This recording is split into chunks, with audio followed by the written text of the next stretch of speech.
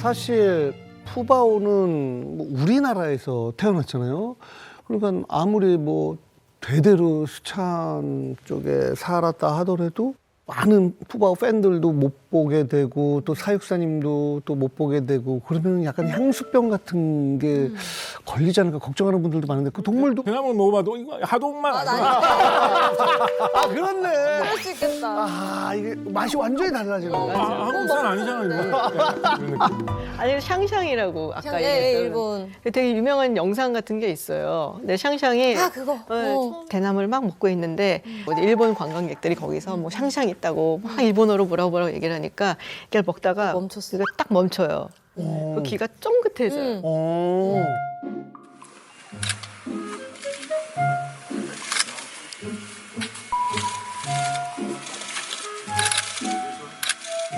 頑張ったな、しゃんちゃん。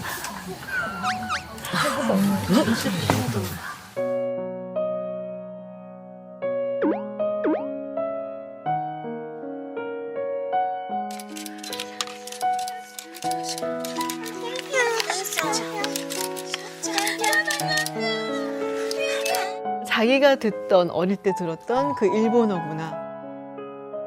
그러면은 푸바오가 저희 한국어만 듣고 막 자랐을 거 아니에요. 그러면은 샹샹처럼 약간 가서 중국어 들으면 좀 어색할 수도 있고. 겨우 한국말 뗐는데 이제 또 배워야 돼. 제2의 외국어를.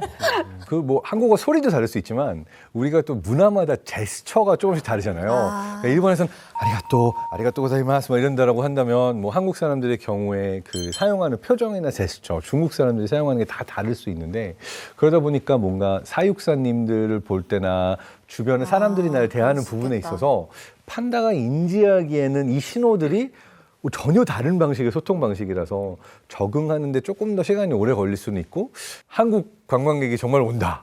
그럼 뭔가 익숙함을 느끼면서 반갑고. 저 반응이나 모습이나 소리는 내가 되게 익숙한 소리인데 라고 안도감을 느낄 수도 있을 것 같긴 그럴 해요. 수 있을 것 같아요. 그죠?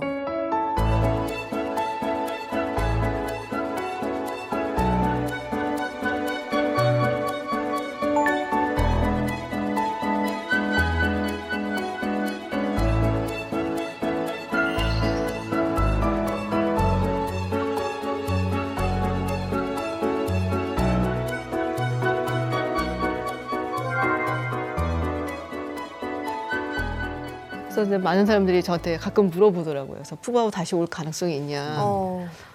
중국이 우리한테 아쉬운 게 막 생기면은 또 보내줄 아마도 수 있어요. 푸바오를.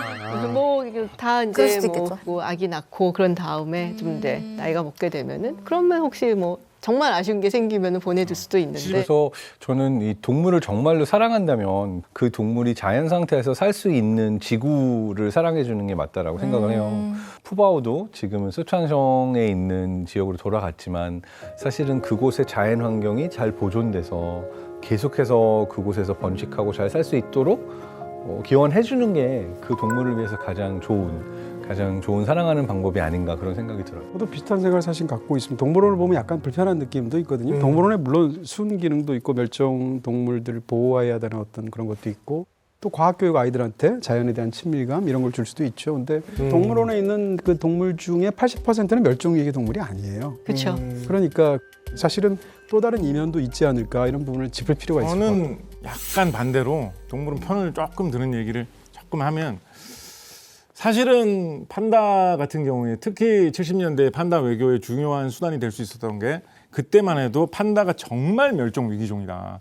우리가 동물원에서라도 어떻게든지 연구하고 이 번식을 시켜가지고 보존을 해야 된다라는 생각이 강했기 때문에 미국, 영국, 독일, 일본 다 거기 데려가가지고 연구도 하고 공부도 해라라는 생각으로 나눠주는 명분이 있었던 거거든요. 그래서 그렇게 보면 물론 말씀하신 문제점에 대해서 우리 고민을 하고 개선하기 위해서 노력해야 되겠지만 동물원이라는 곳의 순기능도 어느 정도는 있지 않나. 저는. 그 중국이 이제 꾸준히 이렇게 판다 외교, 뭐 판다를 보내는 이유가 딱히 뭐 따로 있는 건 아니고 그냥 이유는 분명히 있죠. 네. 우리가 이제 보통 국력을 얘기할 때 하드 파워라는 게 있어요. 그거는 군사력이라든지 경제력이라든지 뭐 이런 걸 의미하고 그다음에 소프트 파워라는 말도 또 있어요. 이거는 뭐 문화라든지 뭐 다른 류의 어떤 외교라든지 강제력을 쓰지 않고도 자신을 설득을 해서 자신들의 말을 따를 수 있게 하는. 사실 우리가 생각을 해보면 중국 같은 경우는 지금 세계 제2위의 군사력 경제력을 가지고 있죠. 중국의 어떤 문화라든지 뭐 소프트 파워를 생각했을 때 사실은 이렇게 떠오르는 게 별로 없어요. 사실 뭐 사람들이 뭐 중국 옷을 사 입고 싶어 한다라든가 뭐 중국 브랜드의 뭐 향수를 사고 싶다 이런 경우 별로 없으니까. 그렇죠. 음식은 있잖아요. 스촨성 요리, 뭐 베이징 그렇죠. 음식 같은 경우는 네, 있죠. 네, 그렇지만 네. 이게 전통적으로 굉장히 매력을 느끼게 하는 이런 게 그렇게 많지가 않단 말이에요. 근데 이제 판다 같은 게 있으니까 이제 판다를 통해서 이게 하나의 소프트 파워가 돼서 공공 외교라는 거를 하는 거죠. 실질적으로 외교관들이 하는 거 말고 그냥 대중들을 상대로 한 이 국가의 어떤 이미지를 제고시키는. 근데 그런 면에서 봤을 때 판다는 굉장히 효율성이 높고 그래서 중국이 이건 굉장히 잘 활용을 하는데 재밌는 게 가만 보면은 중국의 국력이 성장하면서 이걸 활용하는 방식이 조금씩 달라져요. 그러니까 옛날에는 선물이야, 우리 잘 지내봐, 막 이러고서는 막 주잖아요. 기쁜 마음으로 제발 받아줘, 막 이러면서. 근데 요새는 이제 중국이 좀 고자세군요. 위상이 달라지니까 일단 뭐 당연히 아무나 안 주고 사이가 좋을 때는 모르는데 사이가 좀 틀어지거나 안 좋거나 기분 나쁘게 하면은 다시 데리고 오고 아, 네, 그런 식이 좀 많아요. 한동안 고생했네. 예를 들면은 2010년인가 오바마 전 대통령이 달라이라마를 만난 적이 있어요.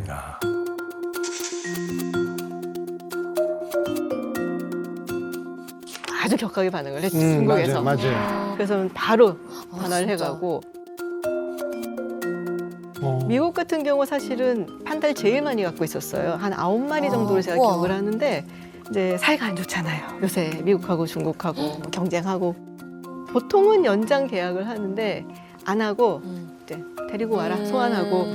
그래서 4마리 정도만 지금 남아있는 걸로 알고 네. 마저 다 데리고 가겠다 그랬었는데 올해 들어서는 이제 조금 얘기가 달라져서 다시 한번 뭐 연장하는 걸 얘기를 해보자 뭐 그러고 있더라고요. 한국 같은 경우도 처음에 준 거는 1994년이었어요. 중국을 대표하는 동물이자 세계적인 희귀 동물인 판다 한 쌍이 오늘 우리나라에 왔습니다.